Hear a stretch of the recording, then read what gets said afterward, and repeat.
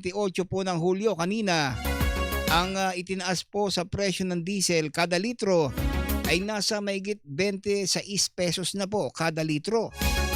At napag-uusapan po natin yung taas presyo sa krudo. Hingin po natin yung reaksyon po ng grupong Manibela. Nasa linya po natin si Ginoong Mar Balbuena, ang chairperson po ng grupong Manibela. Sir Mar, magandang gabi po sa inyo. Magandang gabi po Sir Henry at magandang gabi po sa lahat po ng mga sumusubaybay kahit po napakamahal ng presyo ng petrolyo. Opo, Sir Mar, ikalimang beses na po na tumaas yung presyo po ng krudo, no? Mula 30 ng Hunyo hanggang 28 po ng Hulyo, 26 mahigit na po kada litro yung itinaas. Sir, ano ho ba yung mga susunod na hakbang ng Manibela? Hihirit ba tayo ng dagdag pasahe? Yung 2 piso na binabanggit natin, madadagdagan ba ito, sir?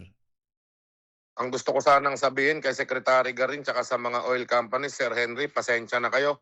Patayin nyo na lang kami. Total, lahat naman ng kinikita namin, sa inyo din naman napupunta. Lahat ng pinaghihirapan namin, uminit, umaraw, umulan. Sa gasolinahan lang din naman ang punta nitong kinikita namin. Kaya patayin nyo na lang kami. Total, ganun naman ang gusto nila eh. Patayin yung aming kabuhayan, patayin yung aming pamilya sa gutom. Wala na kaming mapuntahan. 26 pesos. Itong buwan lamang ng Hulyo, Sir Henry. Oo. Ano pa ba ang pwede nating gawin? Ano pa ba ang pwedeng itulong ng ating gobyerno sa mga tsuper? Oo, at ang binabanggit po ng Department of Energy, mukhang hindi ito yung huli dahil tuloy-tuloy po yung gulo sa gitnang silangan.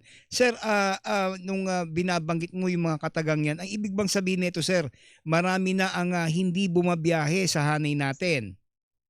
Hirap na talaga. May mga huminto kasi nga umabot na naman sa 100 piso ang presyo ng diesel. Depende kung saan ka magpapagas. Binabalik yung susi sa kanilang mga operator kasi magkano na lang ang matitira at yung maintenance pa lalo ngayon tag-ulan. Mm. Alam naman natin kapag tag-ulan, Sir Henry, Oo. malaki ang maintenance dahil mayat maya nandyan tayo, lubog ang kakalsadahan natin sa tubig ulan, may bagyo, wala na halos natitira, hirap na. Sa mga oil companies na lang napupunta yung pinagpaguran ng mamang tsuper sa maghapon hanggang gabi. Oo, isa ngayon ba, Sir Mar, mga magkano na lang po ang naiuwi ng ating mga kasamahang tsuper po sa pagbiyahe po ng jeepney? Sir Henry, lalabas kami 5 a.m. Mm. Gagarahe kami 8 to 9 p.m. Maswerte na kung ganong oras kami makakagarahe, alas 10 ng gabi, depende kung may karelyebo ka.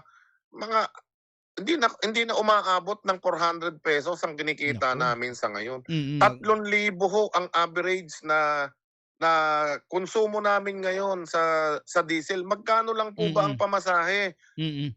Ilan lang po din ang sumasakay sa atin kasi nga minsan walang pasok, yung iba nagtiyatiyaga na lang din. Mm.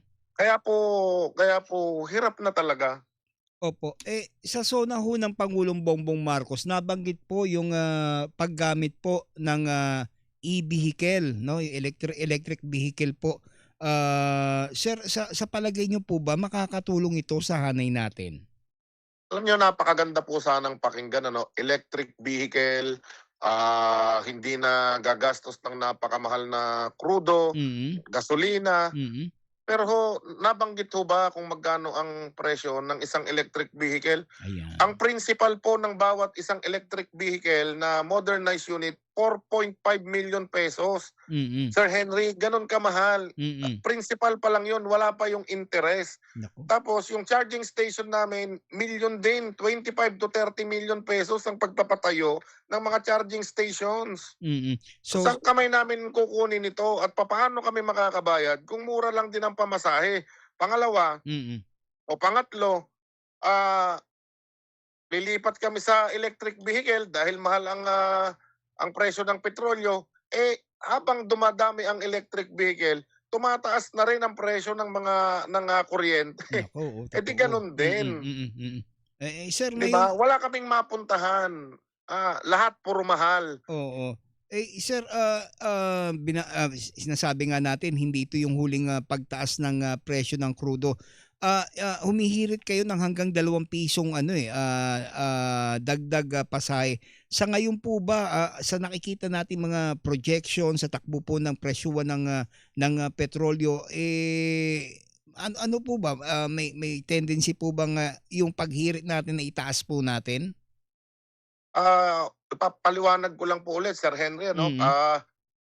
actually piso na lang nga dapat Naku. yung, hirit natin kasi Mm. nga yung piso po na sinuspend noong kasagsagan ng, mataas ang presyo ng mga petrolyo ay, sapat na sana kung pati itong piso ngayon na hirit namin Mm. ay, maibigay at masuspend yung, malip yung suspension nung, fare adjustment na 'to. Malaking bagay na, malaking tulong na sana. Mm. Ngayon tumaas na naman ang presyo ng mga produktong petrolyo.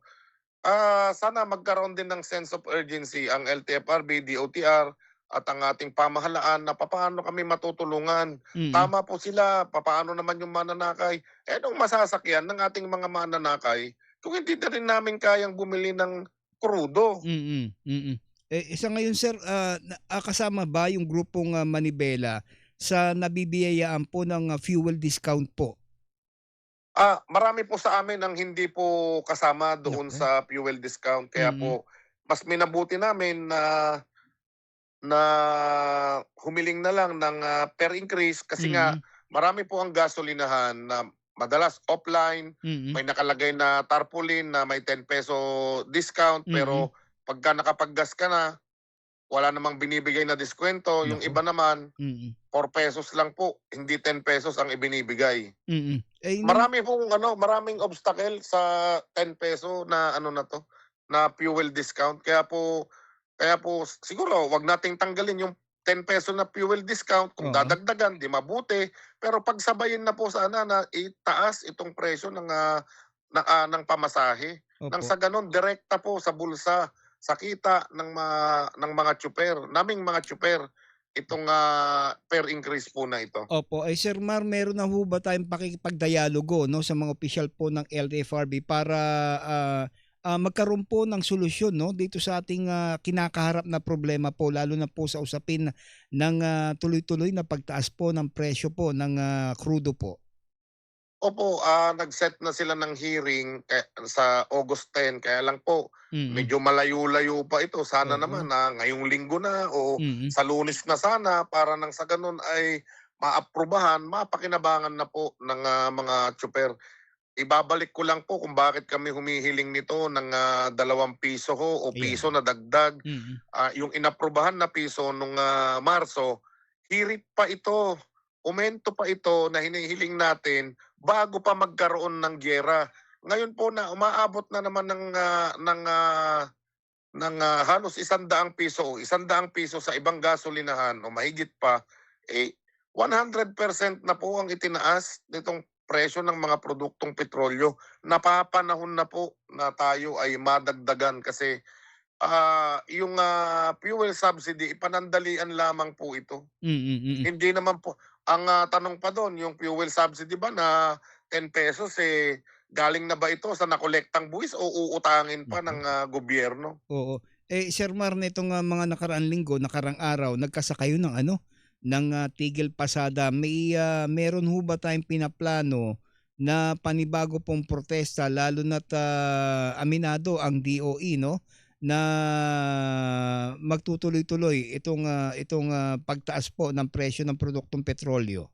Opo, nagtataka din kami sa ibang kasamahan natin lalo na yung mga nasa kooperatiba, korporasyon na nag-consolidate.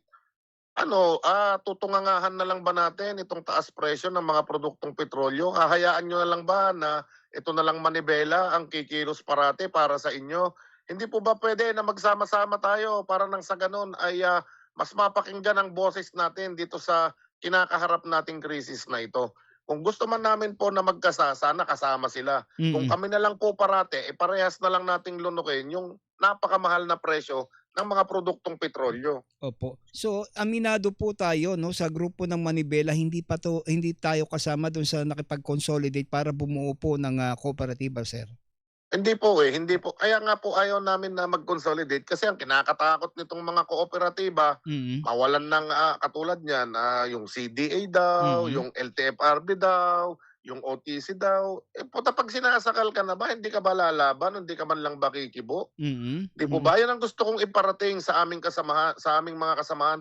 Sa buong sektor ng transportasyon, gumalaw tayong lahat, Mm. 'wag tayong umasa lang sa iba. Ayan. With that, Sir Mar, maraming salamat po sa inyong reaksyon at Maraming salamat naway po, Sir mapakinggan Henry. po yung ating kahilingan na dagdag pasahe po. Magandang gabi. Maraming salamat, Sir Henry. Magandang gabi po.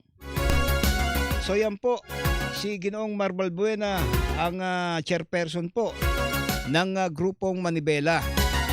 At tulad nga ng nabanggit natin, mahigit 26 na piso na, no? Kada litro ang itinaas po sa presyo po ng krudo. Pang-5 beses kasi po na nagkaroon po ng dagdag presyo ang mga produktong petrolyo mula po 30 ng Hunyo hanggang 28 po